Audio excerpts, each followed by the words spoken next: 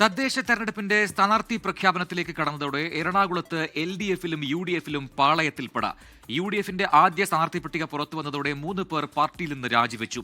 അർഹതപ്പെട്ടവരെ സ്ഥാനാർത്ഥിയായി പരിഗണിച്ചില്ലെന്ന് Vyttila block vice president AN Sajeevan 24നോട് പറഞ്ഞു. ഇടതുമുന്നണിയിൽ ബ്ലോക്ക് പഞ്ചായത്തിലടക്കം CPIM CPI സീറ്റ് തർക്കം രൂക്ഷമായി തുടരുകയാണ്. എറണാകുളം ജില്ലയിൽ ആദ്യം സ്ഥാനാർത്ഥി പ്രഖ്യാപനത്തിലേക്ക് കടന്നത് UDF ആണ്. ആദ്യ സ്ഥാനാർത്ഥി പട്ടികയിൽ 40 പേർ ഇടം പിടിച്ചു. വലിയ അസ്വാരസ്യങ്ങളില്ലാതെ സീറ്റ് ധാരണയാക്കി എന്ന ആത്മവിശ്വാസത്തിൽ സ്ഥാനാർത്ഥി പ്രഖ്യാപനം കഴിഞ്ഞപാടെ പൊട്ടിത്തെറി വൈറ്റിലയിലെ കോൺഗ്രസിൽ. വൈറ്റില ബ്ലോക്ക് വൈസ് പ്രസിഡന്റ്, മണ്ഡലം സെക്രട്ടറി, ബൂത്ത് സെക്രട്ടറി എന്നിവർ പാർട്ടി വിട്ടു.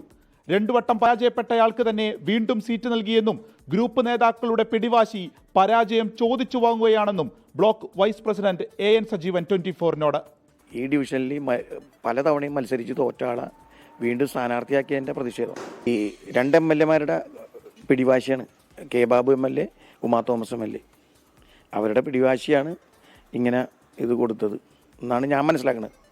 തദ്ദേശ തെരഞ്ഞെടുപ്പ് പ്രഖ്യാപിച്ച ഉടൻ തുടങ്ങിയതാണ് ഇടതുമുന്നണിയിലെ സീറ്റ് ധാരണയെ ചൊല്ലിയുള്ള തർക്കം. പുതിയ ഡിവിഷനുകൾ ആർക്ക് എന്നതാണ് കലഹത്തിന് കാരണം. തൃക്കാക്കരയിൽ സിറ്റിംഗ് സീറ്റുകളെ ചൊല്ലിയുള്ള തർക്കം വലിയ പ്രതിസന്ധിയിലെത്തി നിൽക്കുന്നു. ഒറ്റയ്ക്ക് മത്സരിക്കാൻ വരെ തയ്യാറാണെന്ന് CPI. തീരുമാനം സംസ്ഥാന നേതൃത്വത്തിന് വിട്ടു. ജില്ലാ പഞ്ചായത്തിലും ബ്ലോക്ക് പഞ്ചായത്തിലും പറവൂരിലും സീറ്റ് ധാരണയായിട്ടില്ല. ഇന്നലെ നടന്ന LDF യോഗത്തിൽ നിന്ന് NCP വിട്ടുനിന്നു. കഴിഞ്ഞ 5 വർഷക്കാലത്തെ കോർപ്പറേഷന്റെ ഭരണത്തിന് കീഴിൽ ഒരഴിമതിയെ സംബന്ധിച്ചും ഗൗരവമായി ഉന്നയിക്കാൻ UDFന് കഴിഞ്ഞിട്ടില്ല എന്നുള്ളത് കാണാൻ കഴിയും. 2020നേക്കാൾ മികച്ച രൂപത്തിലുള്ള വിജയം നേടിയെടുക്കാൻ ആവശ്യമായ പ്രവർത്തനവുമായിട്ടാണ് ഞങ്ങൾ മുമ്പോട്ട് പോകാൻ വേണ്ടി പോകുന്നത്.